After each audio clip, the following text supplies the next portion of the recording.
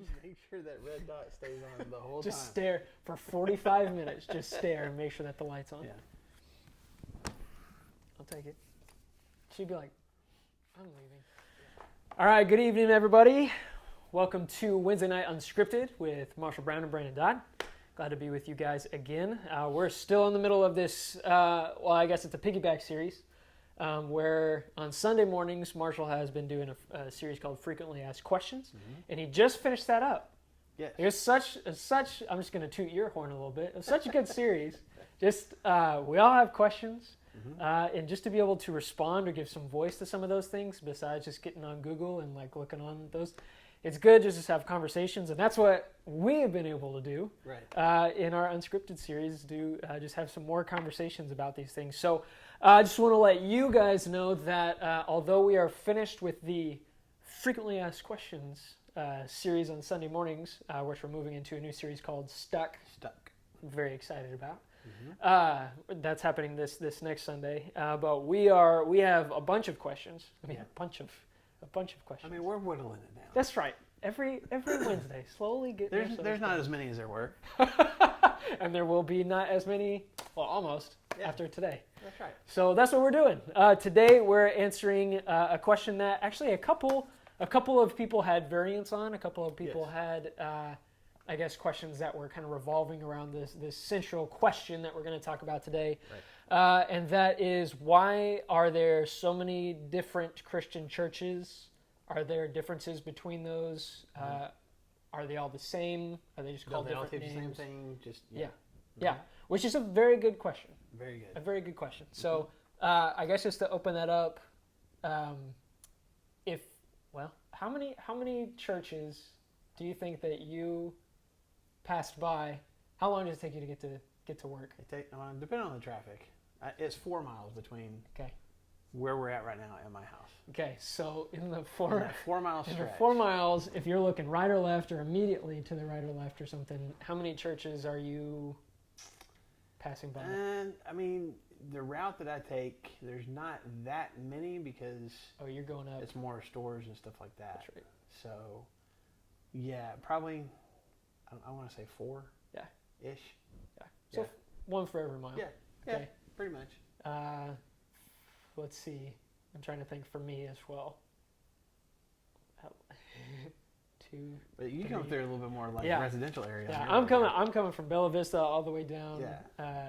What is that? Walnut all the way down. So I'm probably closer to 7. Probably closer to 7 or 8. And I think that's probably minimum. So here's a different example though. So like New Hope Road in Rogers. Yes. Going from I-49 down and heading towards downtown Rogers. If you start, let's just count Cross Church right there. Sure. Okay. So starting there, that's 1. And there's the 2, 3, 4, 5, 6, 7, 8, 9. At least 9, maybe 10.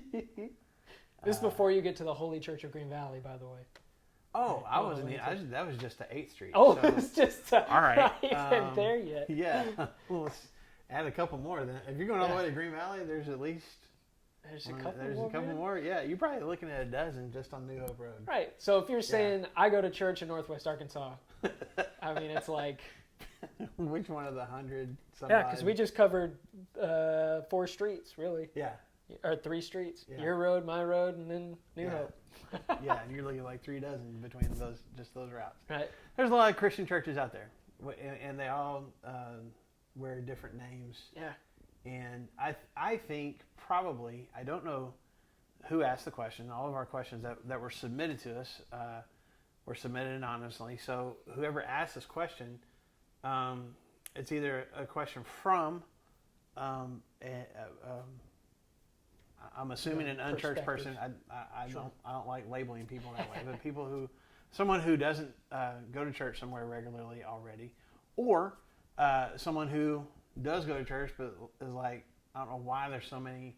I like my church. Why wouldn't anybody else like my church? Why there's all these other ones to choose from? Or the third might be, somebody else got asked that question. Sure. And so then they're just asking us, what do you think? Because they want to know how to answer that better. Which is any of those three different question. groups, even for us, even for those of us who think, I know the answer. It's still good to talk about and kind of discuss and be honest about, how there are a lot of different factions. Is kind of a harsh word, but there are a lot of different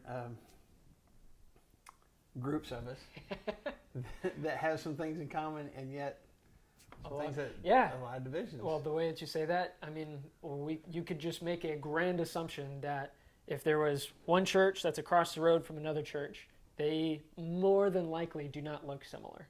Or Right. if they do, there's they look similar as far as like you go in and sit and there's a preacher and there's some songs and prayers and stuff, but like, there's some generic things that they have in common. Generic things they have in common, but as far as like the way that, the way that you do communion, or the way that you do baptisms, or the way that you do singing, or the way that you do worship, or the way that different people get up and pray and stuff, like all those things, you could have churches that are literally next door to each other that are very, very different. And that can be hard for, especially people just looking for a new church. Like, man, what's the difference between, you got the church with the really long, the holy, special church of Jesus and God, also the Trinity. Of the Spirit. And the Word. Greater Northwest Arkansas in the Word, Church of God, Jesus, Word Church. Yes. So there's just a lot of different... Just trying to abbreviate all that. whatever this... there's just a lot of differences in churches. Yeah. So where do you... And if you think about, if you've been a part of Flagstone for a while, there's a lot of different church backgrounds. Yeah. Represented even within our church. I mean, our official title is Flagstone Church of Christ, but we have people who are raised in a Baptist church, or a Methodist church, or a Lutheran church, or a Catholic church, or a Pentecostal church. And then people that come from outside of the Christian church as well. Yeah, and just happen to pick us. So, so we got a lot of different, groups even just represent, which is one of the things I love about Flagstone. Is like, man, whatever your background was, this is where we're at now. So that's one of the cool things about it. But I can even understand why some people who would be a part of Flagstone will still sit there and go, I don't understand why there's so many, different groups of us. Yeah. We all believe in Jesus, right? So why all the differences? Yeah. Yeah. And I mean, it doesn't matter. Yeah. That's a big question too. Because if we just talk about the typical Southern church, if you want to call us within that or whatever, and if you've been a part of churches for a while, it's almost like I think we don't even do it intentionally. But there can be like, okay, which church do you go to? You go to this church or you don't go to this church? Well, we definitely won't go to this church, but we know where we won't go to this church. Yeah. Like there's like what? Like well, okay, so we believe in Jesus. But then there's like these weird, especially Southern, we're gonna pick and choose. Just like it's just interesting hearing churches talk about other churches as well. Right. And so just trying to figure out the differences and like, okay, well, we all believe in Jesus, so what's the, where are the sticking points here? Yeah. I guess. Yeah. Trying to understand that a little bit better. Yeah. And again, how much do those things matter? Yeah. And that's because. I mean, that could be another whole class in and of itself, how much of this matters. Because that's what we divide ourselves over, is not just that this is a sticking point. It matters so much that we can't be in the same building, or we can't be together if you're going to keep doing it that way, whatever it is, or believing that, or teaching that, or whatever, and I'm going to do this over here. Yeah. We just can't be friends anymore. Yeah. And that's kind of what it has boiled down to somewhat. And there's probably a lot of us that are either, watching here or, go to church in general that, have been a part of that drama. And I don't mean drama in a like super negative sense. Like that stinks. Yeah. To be a part of a church where there are things that happen that just, we can't reconcile our differences and we need to part ways. There's probably a lot of people that have either experienced that or know people close to them that have experienced that. It's not a great thing to go through. It's not fun Because you lose relationships. You lose. There's a lot of things that you lose in the middle of those things, and it's unfortunate. But the truth is that we're all human, and those things happen. Yeah. So going back to the question, because I think we're going to have to keep getting I agree. Like steering ourselves back towards what the actual question is. The actual question being, why are there so many, or what are the differences? I guess, however it was worded. And I'm interrupting myself. We did talk about this a little bit ahead of time, and we call this class unscripted, but there's a little bit of scriptedness to this. We've done at least a little bit of thinking ahead of time and making notes for ourselves, mostly for time's sake, because there's a lot of information that we could potentially share. But the other piece of it is we do want to kind of stay on course, because a topic like this can have a lot of different exit ramps and go down a lot of different paths. And so we kind of want to, as much as we can, be as objective as we can and just talk about here's why. Even trying to steer clear somewhat of here's what you should choose, and just being a little bit more broad and objective in our approach, and just going, here's why there are differences. Yeah. Here's what some of those are, and here's why they exist. Yep. And just kind of dump it and just go, here it is, trying to be objective as possible. You can make your decision. So, so if you've stuck with us to this point, if you haven't clicked off yet, that's really kind of the focus that we're going to have, is more, especially if you have somebody else. I mean, share this link with somebody else if you want to, so that, just to say, well, here's where the divisions have their roots. This is where they started from, and then you can kind of decide where you want to go from there. So is that kind of the direction that we want to go? Yeah, and just so you know, we are trying to split out. We've got it all nice and outlined and stuff, at least as unscripted outline as can be. But we do want to push into next Wednesday as well. Yes. We're planning on having two fairly outlined sessions where we're able to kind of talk about this as much as we can. Right. But then at the very end of this, especially, why is this question important? Because it is an important question. Why are there so many, and what's the differences, and aren't they all the same? Well, and it's a frequently asked question. This is a question a lot of people, especially people who are searching, or people who just want to know, like. You're all Christians, right? So why all the different buildings? Why all the different names for the different buildings? So why is it important that we have this discussion in the first place? Yeah. Yes. That's where we're going to get to. Yeah. Okay. So where's the best place to dive in? Genesis chapter 1. God created the heavens and the earth. No, we're not going to go that far back. In the beginning was the Word. That's right. Even not that far back. We're going to assume that everybody is on the same page and knows kind of the story of God dealing with his people and Jesus coming to this earth and dying on the cross, being buried, rising again. We're just going to assume that you know all the elements of that story as you're watching this. And if you don't know all the elements of that story, it's an amazing story, and I hope you'll get a hold of us and let's talk about it, because I want you to know more about that above anything else really that we share tonight. That's true.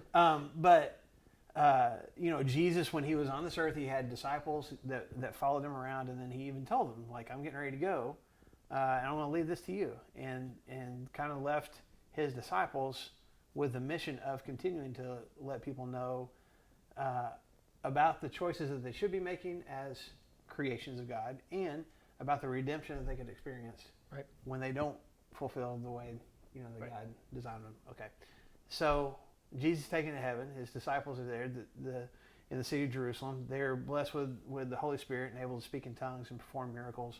And they kind of go from there. And this is a really abbreviated version. If you want to see a more detailed version, go to the book of Acts. It's in your New Testament. It's a detailed version of how the church not only got started, but started to spread across the Roman Empire back at the beginning of what we call AD, I guess.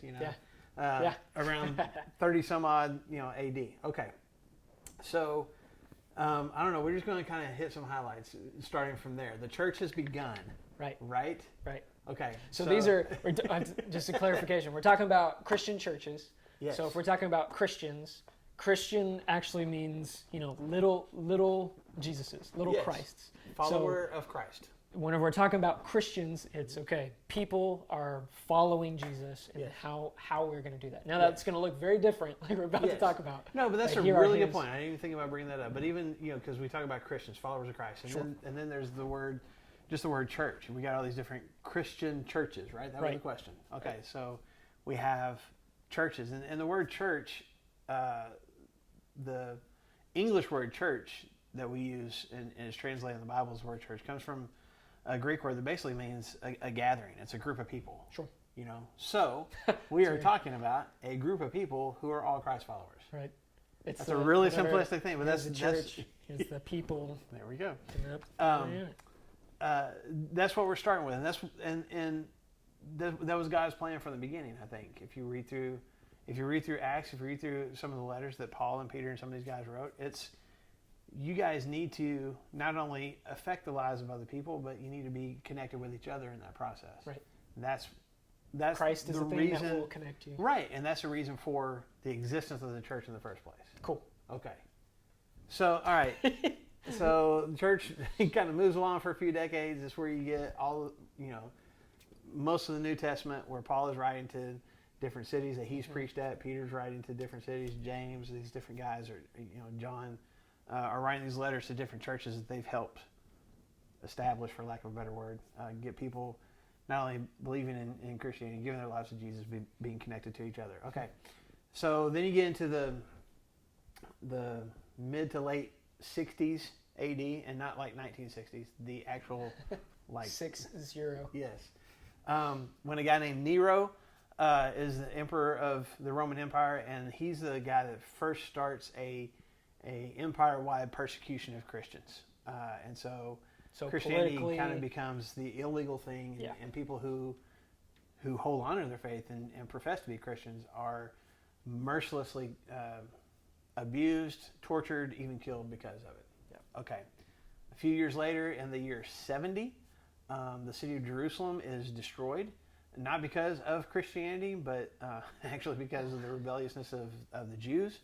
But Judaism kind of goes a little bit underground for a while in a way because of that. And then Christianity, again, the persecution continues to grow and to spread. Nero's out of power and somebody else now, and it just keeps going for, a couple more centuries. I mean, it's a couple of hundred years of sometimes not as bad, sometimes worse, but Christians being kind of the outcast group. And these groups of people that are meeting together are doing it in secretive ways. Yeah. I think you've even because you were in Europe, you've been to some of those places where they where they got to meet and stuff. They are meeting in catacombs. They're meeting in the underground mass grave burial sites. Yeah, underground cemeteries. Yeah, and they're they're singing, they're getting together, and there are churches like this even in Asia now. They're called, we call them underground churches, but because of the mass persecution of Christians, forced to bring our faith and our learning about Jesus in the Bible, even bring that underground so that we can meet together. Yeah. So that's what this church, and what's interesting, I don't mean to get us off on too much, is, things like that, you just think, let's just snuff out the flame, and Christianity is done. And in the attempts to snuff out the flame, it just grows. It grows. Yeah. It doesn't it just grows underneath. So, and that's happening throughout this whole thing. Just right. Super cool. For a couple of years, the church grows by the thousands. Yeah. More and more people are watching people be tortured and killed, and signing up for that. I want to be a part of that. And I mean, you go back and read through some of the documents that we have outside of the Bible. Centuries later, some of these people talking about their conversion stories, and the reason it wasn't even about I want to be killed. I want my turn to be tortured. It was about those people just live their lives differently. They're happier. They have more peace. They treat each other with this amazing amount of compassion and kindness, and it that's what drew people to it. Yeah, which that's a sermon for another time, but that might be something that would help. That'll preach. The church That'll nowadays. Definitely preach. Yeah. So fast forward to the mid 300s. There's a guy that's in charge. His name is Constantine. He's the emperor of the Roman Empire, and he kind of flips things where Christianity is now no longer illegal. And now it is a recognized religion. As a matter of fact, Constantine goes so far as to say, hey, this is probably the best religion. And he doesn't necessarily outlaw all the other religions, but he's like, this is the one that we should go with. This is pretty cool. Now, you can get into a whole lot of different discussions and historians about why he did that. Was he legitimately a follower of Christ, or was it politically based, or whatever? Because we get things like that now. Yeah. There's... Totally. Yeah, go ahead. Somebody who is unchristian suddenly thanks Jesus for all their success and so Sure. yes. Anyway, but that's not the point. The point is now things have kind of changed a little bit. Where now the church kind of has at least it's been legitimized and has some recognition. And starting at that point, because of what Constantine decided to say about it, the church starts having a little bit of actual power and authority, not just in religious affairs, but in society. Right, because these things we talk about the separation of church and state and how important those things are. But here there's and in Jesus' time too, the meshing of politics and religion was so fine-tunedly together. They're intertwined. They cannot be separated right. in the way that we have separated them. Right. So fast forward 150 more years ish, and we start moving into in that time, in that 150 to 200 years. That's when you already started to see it, I guess, before Constantine, but that's when we really get into like the different kind of the church, the formal church structure. Because you had groups, people meeting underground, and then now we can kind of meet together because it's and we can meet out in public. Be out in public. We can have buildings now. Right. So So now we've got so many of us. Why don't we formalize? There needs to be some organization. Let's bring some organization. And that's not even necessarily a bad thing. Like let's have a little bit of organization to it. Yeah. And initially, I mean, you go back to the Book of Acts. There were elders. There were deacons. There was some. Not necessarily like a outline like this is exactly how you have to do it, but there was some definite organizational structure to it. Yeah. Okay, so that happens in the church, and it becomes very formalized. And you have this whole hierarchy where you get into like priests and bishops and cardinals. The Pope becomes kind of the head of the church and kind of dictates to everybody else, and it becomes I almost said a pyramid scheme, but it kind of works like the Pope kind of dictates to the cardinals, and the cardinals dictate to the bishops, and they dictate to all the different clergymen and churches and stuff. Side note, I mean, obviously this is the first time that we've heard about this happening here. Right. This is what, 500? Did you say? Yeah.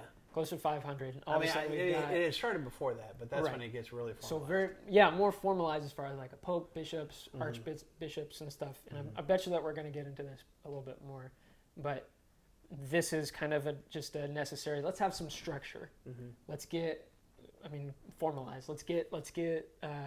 Who's the one that makes decisions? Who's this like the secretary? Who's in charge of making sure these people get talked to and stuff? This is just an attempt for them to figure that out. Yes. Okay. And I say this when I start. Back in the 300s when Constantine was around, they already had like cardinals and bishops at that time. They all met together and were deciding on like which books are we going to make sure to include in the Bible and which ones not and stuff like that. So I don't want to get too confusing or lead you down the wrong path as far as some of these timelines are concerned.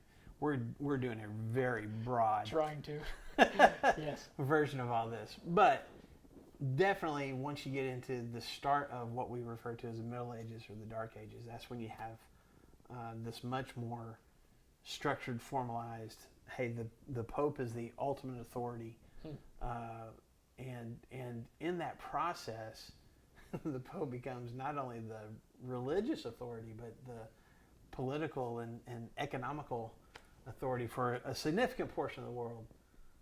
So we're to illegal to here's a person in the church that we have elevated to presidential kingship status. Yes. Okay. Yeah. I almost kind of like the emperor of the Roman Empire, and now we got the Pope. Now, I don't want to be too negative about that because as we've already mentioned, I believe this whole process began very innocently. Sure. We have thousands of people that are followers of Jesus and are wanting to be connected with each other. How do you manage that? So there was a process to try to have some leadership and some guidance. helping to answer people's questions, those kind of things. I totally get it, you know. Sure. The problem is, I think it got off the rails. I think people took their positions as all of us humans struggle with. Give me a little bit of authority, a little bit of power. Now I might tend to abuse that, and then start to justify my abuse of it by, well, I've got this title and this, you know. Anyway, I'm trying not to be really critical of it, because there is stuff to criticize. There were a lot of these guys that were totally power hungry and self-seeking, and not about the serving, the church. Sure. You know, of the church. It was much more self-serving. Yeah, but on the opposite end of the spectrum, there are popes and there were leaders that were very, very much so into that. Yes, absolutely. So, okay, so you got between 500 and 1500-ish. You got the Dark Ages, you got the Middle Ages. And part of the reasons that they're dark is because a lot of these leaders, a lot of these popes decided that anything that had that bore any kind of resemblance to or remnants of the Roman Empire or anything else that they labeled as pagan need to be done away with. So let's get rid of, you know, architecture and artwork and even scientific advances that the public might see as, you know, I don't know, something else to worship, I guess. Yeah. And again, maybe with the best of intentions, but they either took that stuff or destroyed it or made sure that people couldn't participate in it somehow, to the point that they even basically got rid of, at least in Western Europe, I should say. This wasn't like over in Asia and that kind of stuff, but the kind of control that the church had in the Middle Ages was anything that was educational was removed from the public's hands, and it only rested in the hands of the local priest or the local monk or the bishop or the cardinal or the pope himself. Because the sciences and this innovation as far as our thinking and rationale goes is we're stepping over lines that we shouldn't step over, of trusting God. And you need me to tell you. That's right. That this is legit or not. Yeah. So, and if it's not, well, let's just get all that out of there. So I'll just tell you what you need to know. Yeah.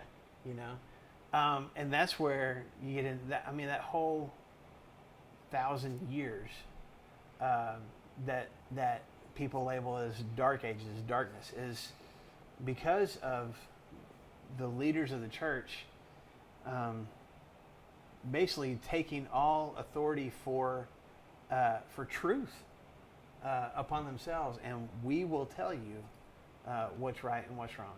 Even to the point they got rid of the Bibles, and the only access you had to a Bible was if you were training to become a priest, a monk. You know, so to something hear like the that. Word yourself, they couldn't just flip it open on their Bible app. No, because they had to go somewhere. First of all, it made people illiterate, taking all the books and everything away. Second of all, didn't expect that happening. Yeah, you didn't have the Bible, and so yeah, any knowledge that you had of Scripture, of Jesus, of what He wanted for our lives, you had to hear from a sermon.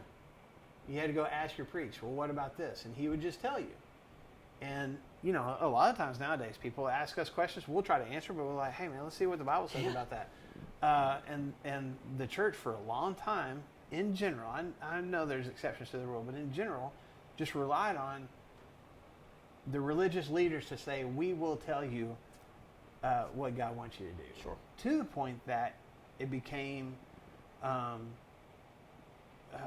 almost sacrilege. I mean, your local priest spoke for God, and you couldn't go to Scripture and say, how does the Bible tell me to handle this? Because there weren't any Bibles there in the first place. And so the Pope and the guys under him basically became your source of truth.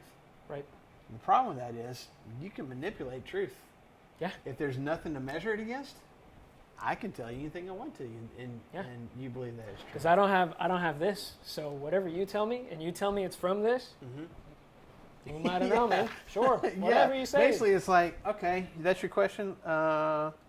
Yeah, it says that you have to do this, this, and this. Oh. Well, if that's what it says. Yeah. Where does it say that? That's not important. Where does it say? You can't even read, man. Yeah, exactly. How are you going to know?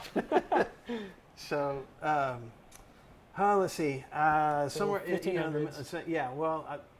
So there's one thing in there. In 1054 is when a split happened between what was called the Catholic Church, or the Western Catholic Church, and the Eastern Orthodox Church. And that's a whole other class, so I don't want to get into a whole lot of that. But just there was a dividing line basically between Europe and from like Turkey east. Yeah. And if you just kind of draw a line between the city of Constantinople, I guess is it Istanbul nowadays? Or is it Constantinople? Anyway, I know that's an old song. There's a division between those two groups over church leadership and some of the things, how we do worship, some things like that.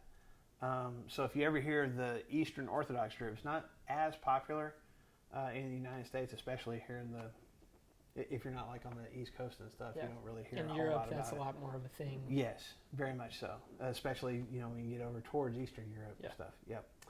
And right towards the end of the Dark Ages. Oh, also in the Middle Ages is when the Crusades happened. Forgot about that. So great. Whenever you say Crusades, very quickly, that is. I mean, we know we know in our heads, I guess, what that is, but it's. I mean, in easy terms, it's people from all over Europe getting their swords and shields and spears and heading to the Middle East, where Jerusalem and some of these other biblical cities were, because starting in the 600s, the Muslims had started to, Islam as a religion had started, and then the Muslims had started to move into those areas and slaughtering all the Jews and other inhabitants there and taking over some of those cities themselves. So, the popes and other people in charge are like, hey, we need to take those cities back, take those lands back. It's important in our history of being God's people to, remove that from the control of those heathen Muslims, and so let's go get it. Right. So, a lot of murder. A lot of war. But there's a holy aspect of it. We need to take back what is rightfully ours. But the Muslims are thinking the same thing because they too come from, that area. They said they did. Yeah. And so, but then in the middle of all this, there's a lot of power problems. There's a lot of land possession and amassing these things. And so it's these two powers that there's lots of war, murder. Just fighting each other, battling back and forth over the same territory. Lots of innocent lives lost. People slaughtered. Innocent people slaughtered. In the name of Christ. Yes. Too. Or in the name of Allah. Yes. On that side. But, and I do believe that there were lots of those people that fought thinking this is what God wants me to do. Yeah. And being convinced of that. And I don't want to diminish that at all. But there's also, just, again, not just on the battlefield, slaughtering entire towns of innocent people, men, women, and children. Yeah. And saying you're doing that in the name of Christ, and even some of the Crusades later on became not going to the Middle East and attacking those Muslims. Hey, there's a town over there that's got a lot of gold. Let's go attack it. We should definitely in the name all of the Jesus, women and children. And so it's a dark spot. Yeah. It's a this big ink blotch. One of those you wish wasn't there. Yeah. But it is. But it's here and we'll recognize it. Yeah. So that also happened during the Dark Ages as well. Coming out of that, somewhere in the 1450s is when a guy named Gutenberg printed the Bible. He invented the printing press, and the first book that he printed was the Bible. Ooh. He got a copy of it, and he printed it and started mass distributing it to just the common folk, which church wasn't really happy about at that time because they had the sole custody of the truth. This is ours, and we need to tell people what it says. Okay, so you moved from that a few decades later, coming out of the Dark Ages into what's called the Age of Enlightenment. And you also have what's called the Protestant Reformation. Now, that's a pretty fancy term, but what happened was this guy named Martin Luther, not Martin Luther King, different guy, Martin Luther, was a guy who lived in Germany, had been trained, to be a priest, clergy. But as he's reading and studying, he's recognizing that the things that he's seen the church do and the things that he reads in Scripture weren't matching up. Which is super important. For sure. And he had some issues with that. But there was never, I want to be clear on this, there was never any part of him that was like, I want to completely overthrow the church. Wasn't that at all. He was like, man, we got to clean this up a little bit. And there was some corruption that was taking place. There were guys that were like, somebody come to their priest and say, hey, could you pray for, so and so, my uncle, almost cut his leg off with an axe, and we hope he doesn't lose a leg. Can you pray for that? Well, what's it worth to you? Was kind of the response, And again, that wasn't necessarily all over the place, but it was a big enough thing that was happening. Some of the teachings he didn't agree with. He thought that they were taking the church in general was taking some leaps outside of what the Bible said, and so he listed out 95 things. He said, these are things that I got an issue with, and nailed them to the door of the local church. And this is October 31st, 1517, by the way. Yeah, that was his. So, and even with that, it wasn't like he was trying to be a revolutionary. He nails it to the door, and I'm willing to have a debate about. Let's have a discussion about these 95 things. And it ended up like he had to take off running for his life, and the church wasn't super happy about that. They weren't ready for that. So anyway, that kind of spearheaded the movement that became known as the Protestant Reformation. It is protesting what was currently happening and wanting to reform the church from what it had become to what it used to be. Right. That's why we call it Protestant Reformation. Coming back to the time of Jesus, back to the time of the disciples. Let's go back to what Scripture says. That's right. Mm-hmm. And Martin Luther's big thing was, one of the big things he talked about was like, people need to be able to read the Bible for themselves. Yeah. Put it in their hands, let them read it, let them understand it. We can teach, we can guide, but they need to be able to read it on their own. Okay.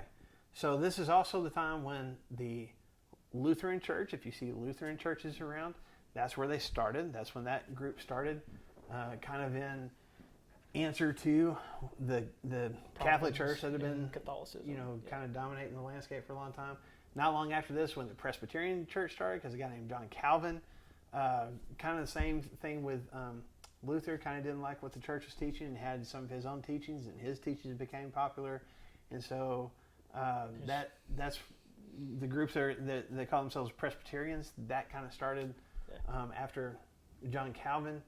And then, so that's 1500s into the 1600s, and we go from there. When you say we go from there, these are when I say handful, very, very small amount of churches. Mm-hmm. So we're not talking about us and the church across the road and all of that. We've got 4, 5, 6 major denominations, like if you want to say that. And then you say from there, right? So lots of things. Yeah. Okay. So in the 1500s also was when the Church of England started, which ended up becoming the Episcopalian Church, and that was because Henry VIII wanted to divorce his wife, and the Pope said no. You had to get the Pope's permission. That's right. And the Pope said no, and so Henry VIII was like, well then fine, I'll start my own church, and we won't be a part of this Catholic Church anymore. We'll be our own church up here in England, and not only that, I'm going to be in charge of it. And it's pretty bold. Yeah, it's a fairly arrogant move on his part, but apparently that was kind of his personality anyway. Sure. Now, I'm not knocking Episcopalians. I'm just saying that's where that kind of started from. Matter of fact, when the Church of England, the Episcopalian Church started, it looked very similar as far as how the worship practices looked really similar to Roman Catholicism. Sure. Because that's what they had to go But on. just the leadership and how decisions were made and the guidance to the place was set up different. But even from that, so between, when you got Lutherans and Presbyterians and Church of England, and those continue to have different groups that say, okay, here's the way we read the Bible, so we're going to do this. And this group is like, I don't like that, we're going to do this. And that's where you get into like the Methodists, and then you get into the Baptists, and then you get into Wesley, the Wesleyans and Well, eventually the churches of Christ, and later on the Pentecostals and stuff like that. That's where those different divisions came all the from. modern things that we would see normally on our drives to work every morning would be a lot of these names and stuff. That these are a lot of splintering off of these main things that over the course of centuries, just a lot of splintering off. Yes. And in just different routes that split in different directions. Right? Yeah. Okay, so how do we take something like that? I hope you guys noticed, by the way, that Marshall was definitely leading the discussion a little bit more there. This is a lot, man. Talk about history stuff, man. This is I like, it's difficult for me to get. That there's entire semesters worth of classes taught about some of the things I share with you. So I didn't scratch the surface of the history. I went and got 2 books just to do a refresher, and I was telling Marshall from about college. This earlier. From college. Yeah. And not only are they together, they're this big, but I just sat and looked at it for 2 days before this. I'm like, where do you even? Where do you start? I guess just like go to Luther. Like I don't know. Like where do you start with all this stuff? Yeah. And it's so much, and trying to figure out. And we're not trying to convince you that you need to know these dates and these people and these processes and stuff. But it's important for us to understand how we came about. Yes. Not even just talking about like what we would denominize as the denominize. Is that a word? Demonize? Yeah, see that it was too close to demonize. Yeah. No, Denominize. To make denominations. To make denominations. No, like the Church of Christ, or our friends that go to different congregations and churches and stuff. Understanding where all of our roots come from, and that there's all of this history. We all come from similar places. There's just little different divisions along the way that have brought us into a place where there are, and I think it's good the fact that we have 1,000 different churches in Northwest Arkansas. I think it's pretty close to 1,000, and they're all different in their own little ways, and the things that they believe and things like that. It's just important that we understand where we came from. Right, and that to come back to the original question, why are there so many churches? This is part of the answer to that question. Because of our history. Because if you go all the way back to the beginning, there's always been different understandings of how we should be the church. Which makes sense. Church should look like. Which makes sense. Here's Jesus and his apostles and disciples, and they're figuring it out. Jesus, spoke a little bit to just what it means to live like a Christian, but he never said. He was never like, okay, guys, now when you go to church, That's right. Here's the deal. He's not even speaking. When you show up at 10 a.m. Here's what needs to happen. And it's not that he's just kind of leaving it to Jesus. What about 10:30? 10:30? Whichever. 10:30. Whew. I interrupted you. But no, I mean it's not that he didn't care about these things. Right. But we as humans, just like you said, we're trying to become more formalized. We want to be able to have something that's organized, that makes sense, and something that we can connect to in a personal way. Something that connects to our past, something that we're excited about, our future. And so it was a lot less concerned about this is the way that 9 a.m. to 10 a.m. or 10:30 a.m. to whatever is going to go, as much as it was talking about who he was and the reason that he's here for forgiveness and for who sins. you need to be as a person as you live your life. Yeah.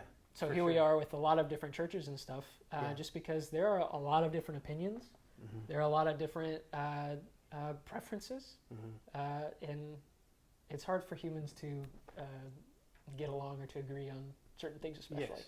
But I do want to say this though, as we talk about this, I know, and I want to acknowledge, I talk about here's where the Catholic Church started. Here's where the Lutheran Church started. Here's where, understand, and I firmly believe, the church started right after Jesus ascended into heaven. Like it's the group of people meeting together and when Jesus says, I want to make my church, I want to make my group of followers and establish that, and the gates of hell aren't going to prevail against it. I think he's talking about just the group of his followers, and I recognize that started way back at the beginning. Okay, so when we're talking about these different factions, denominations, branches off, that's us. That's us making those divisions, not Jesus. But I do think it's important, as you already said, to recognize our history and to acknowledge it, because I've been around people. I'm just going to limit it to just the Church of Christ circles that I've been in my lifetime, who have this concept that somehow, while all this was happening in history that I've just been talking about, that kind of over here on the side was this group of Church of Christ churches that were just kind of making their way through history somehow. I don't know if they would articulate it that way, but that's kind of the way that they approach it. You know what I'm saying? Yeah. Like there's somehow this certain group that always thought about things the way that we do now, and finally found their way into the 19th, 20th, 21st century to bring us to where we are now. And that's not accurate. The things that I talked about, all the good stuff and all the not so good stuff. I didn't even mention the Inquisition, where people were just tortured because they were thinking a little bit differently than what the local bishop thought that they should, and they were tortured into confessing that they were wrong. That's part of our history, and I hate that it existed, but it did, and we need to be acknowledging of that, and be thankful that we've moved beyond that. That's not who we have continued to be. So anyway, we are going to. We're running out of time, and for those of you who have stuck with us this long, thank you for doing so, and I hope you didn't get too, glossed over eyes hearing the different dates and things like that. We're going to do some more on this next week and get a little bit more specific on at least some of, there's a long list. We're not going to go through the whole list, but a few of the things that different groups, different churches have divided over. Yeah. Is that a good way to describe it? Yeah.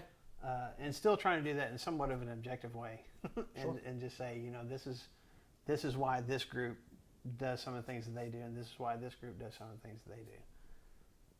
So I'm not sure how you want to tie a bow on this. I'm really excited about that discussion. Just and this stuff it's important to us as Christians to understand the dark spots in our past, so that we don't redo those things. Mm-hmm. You were talking about all this stuff is happening, and then on the side there's this one church coming by. That's exactly what the Pope was thinking of. Like, man, this is it. I'm it. Yeah. Like I have the power. I have the authority and stuff. And if anything, the story doesn't point to that. It points to, man, we're all just trying to figure it out. Right. We're all just trying to get to a space where, man, I'm just trying to be like Jesus, and I'm trying to surround myself with other people who also believe in Jesus. Yeah. You can even go back, and please stick with me for just a second. If you go back to the book of Acts and you read there was divisiveness in the church 10 years after Jesus was here. Less than 10 years. Yeah. There were people who there were churches that were splitting over, should we still obey the Sabbath or not? Should we get circumcised or not? And these are church leaders, man. This is like Paul versus Peter. Yeah. These are the upper echelon guys. Church dudes that are not being who are trying to tell everybody else, here's how we're supposed to be this church. Because bless our hearts, because we are human, because there is that part of us that latches onto something that may not be as important to God as it is to us, but we're going to make it that important. Yeah. There's always been a struggle for us to always be on the same page. Yeah. And even with that, I think Jesus did address that as far as, man, if you got a problem with somebody, you go talk to them about it. And you have grace, and you have compassion, and you pray about it. And we're good. And unity doesn't mean that we have to believe exactly the same thing. Right. And even when you read through Acts, kind of one of the discussions they had was, okay, over there in your culture, y'all are used to doing things this way? Fine. We're going to keep doing things this way over here. Here's the 3 or 4 things that we want to make sure all of us are doing exactly the same. We all are connected with these, right? Yeah. Right? Which was really like, we believe in God, we believe in Jesus, and we're going to be loving and compassionate and serving other people. All on the same page, right? Everybody good? All those in favor? Dismissed. Okay. So a lot of the things that we had divided ourselves over, even within just our group, has nothing to do with what Jesus said. Ooh. This is what I want for my people. Okay, tie the bow then. Tie the bow. That's what we're going to get to next week. Yeah, right. Next week at the very beginning, we'll talk about some of the things that we would, or that churches, the lists of the things that are essential and the things that are non-negotiable. Yes. And as it's fascinating. It's a fascinating discussion. And I'm just like giddy thinking about what that's going to be like. Yeah. But we're excited to talk about that because, man, we hope that it's something that I know having these conversations, it's eye-opening to me and reaffirming that, man, here's the deal. We got to love God and love other people. Yeah. And that's... Yeah, and as we already said, in spite of us, yeah, God's church is still here and it's still making a difference in this world. So thank God. it's still His power, it's still His Spirit that's at work. Thank God. In spite of us. Yeah. So thank you for the time. Cool. Let's get back together next Wednesday. Let's talk about this some more, okay? Thank you, guys. Have a good rest of the week.